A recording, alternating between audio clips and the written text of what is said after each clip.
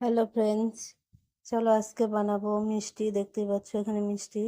তার জন্য সব উপকরণ নিয়ে নিয়েছি। তারপর কড়াই বসিয়ে দিয়েছি। এখন সুজিগুলো দিয়ে দিব। সুজিগুলো ভালো করে ভেজে নিব, যাতে লাল না হয়ে যায়, তাই নেড়ে নিচ্ছি ভালো করে। নেড়ে চেড়ে ভালো করে ভেজে নিব। তো বন্ধুরা, কার কার সুজির মিষ্টি খেতে ভালো লাগে কমেন্টে জানাবা। তো আমার তো খুব ভালো লাগে সুজির মিষ্টি খেতে, তাই আমি বাড়িতে আজকে বানালাম, তা আপনাদের সঙ্গেও শেয়ার করলাম।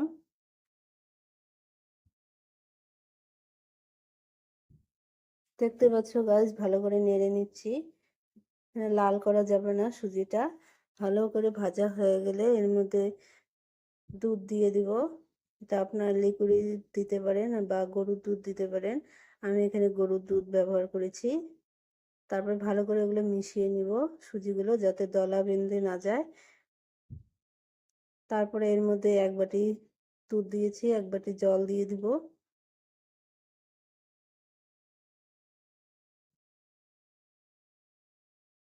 জল দিয়ে ভালো করে মিশিয়ে নেব।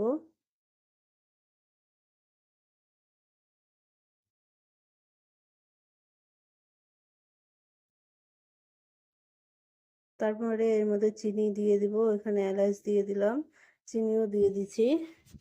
তার ভালো করে নেড়ে নিব।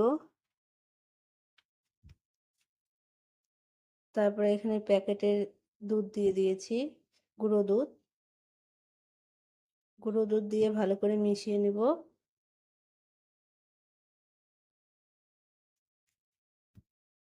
বন্ধুরা, এটা ভালো লাগলে লাইক কমেন্ট শেয়ার করে দিবেন, সাবস্ক্রাইব করে দিবেন। এখন এটা ঠান্ডা হয়ে নামিয়ে নিয়েছি, ঠান্ডা হয়ে গেছে। একটু হালকা হালকা গরম থাকতে এটা বানাতে হবে। হাতে করে বানাচ্ছি। একটু তেল দিয়ে নেবেন একটু। তো আমার কাছে সর্ষের তেল ছিল, তাই আমি সর্ষের তেলই নিয়ে নিয়েছি। তাই আর সাদা তেল আনিনি। তো বন্ধুরা, আপনারা সাদা তেল দিয়ে বানাবেন। তো একে একে সবগুলো বানিয়ে নিয়েছি। এখন আমি শিরার জন্য জল বসিয়ে দিব। তো গ্যাস ধরিয়ে দিলাম। এখন আমি কড়াই বসিয়ে দিয়েছি। এখন এর মধ্যে এক বাটি জল দিয়ে দিব।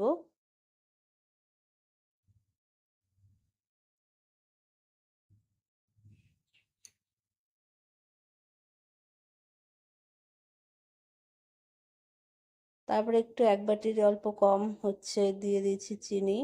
চিনিটা দিয়ে ভালো করে মিশিয়ে